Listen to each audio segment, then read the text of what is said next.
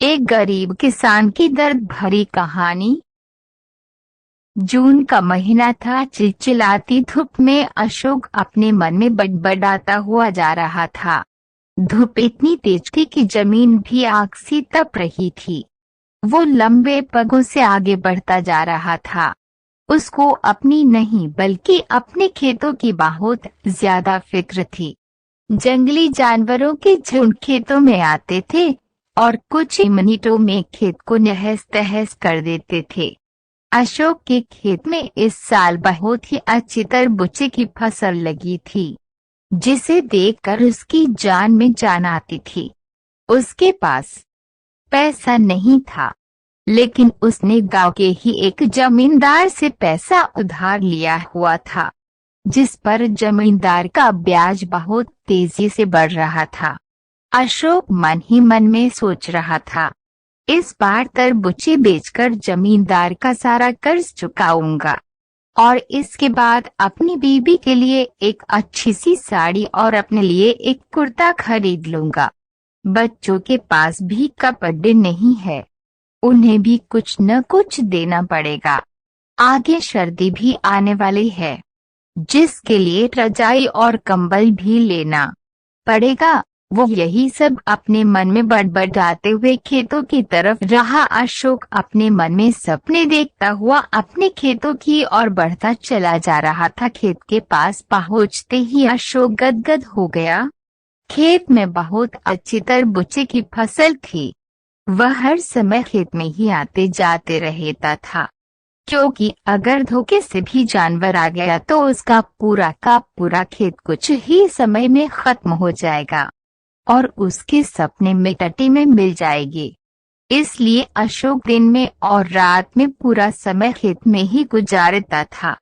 अशोक की पत्नी भी फूली नहीं समा रही थी, क्योंकि 10 साल बाद उनके खेतों में इतनी अच्छी फसल लगी हुई थी। लेकिन गर्मी बहुत ज्यादा था। जमींदार अक्सर आके अशोक को धमकी देता रहता था, फसल काट दो और मेरी पाई चुका दो, नहीं तो तुम्हारे लिए अच्छा नहीं होगा। इस साल खेत में फसल अच्छी लगी है साहब, मैं आपका एक एक पैसा चुका दूंगा। तरबूजे की फसल लगभग तैयार थी। जितनी खुशी आज अशोक को हो रही थी, इनका अंदाजा लगाना आज मुश्किल था।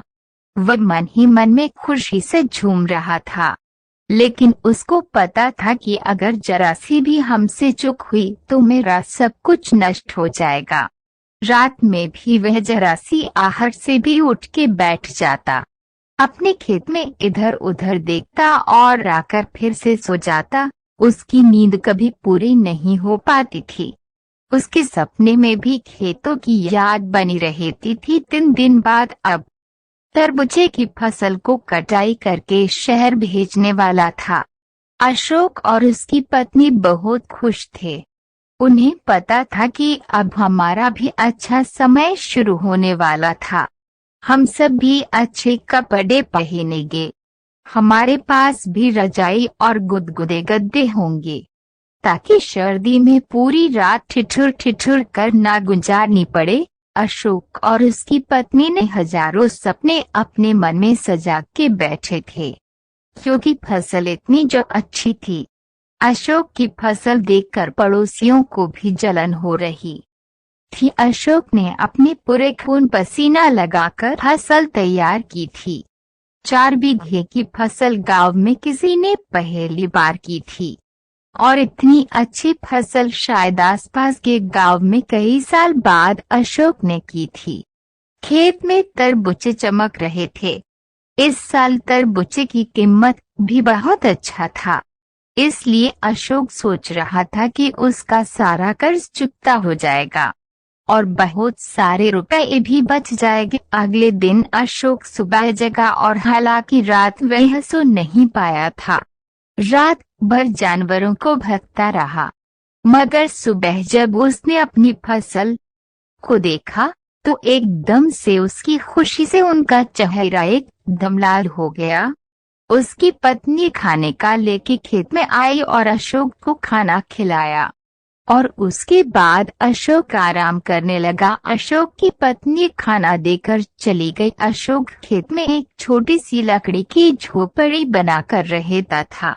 उस झोपड़ी में आराम करने लगा। दोपहर का 12 बज चुका था। अशोक भी उठ कर इधर उधर देख रहा था, क्योंकि दोपहर में जंगली जानवरों का खतरा ज्यादा बना रहता था। चारों तरफ धूप के कारण सन की आवाज आ रही थी। चारों ओर सन्नाटा छाया हुआ था। अशोक के खेत से गांव की दूरी लगभग 1 किलोमीटर थी। अशोक ने इधर उधर देखा, कोई जानवर दूर दूर तक नहीं था। यह सोचकर वे आराम करने इतने में ही उसे कब नींद आ गई उसे पता ही नहीं चला। अशोक को नींद आते ही एक जानवरों का बड़ा झुंड आया और उसके खेत में टूट पड़ा। अशोक इतना थका हुआ था कि वह बहुत ही गहरी नींद में सो गया। उसे कुछ पता ही नहीं चला और जानवरों ने उनके खेत को कुछ ही मिनटों में पूरी तरह से तहस नहस कर दिया। सारे तरबूजे और पौधे पूरी तरह नष्ट कर दिया।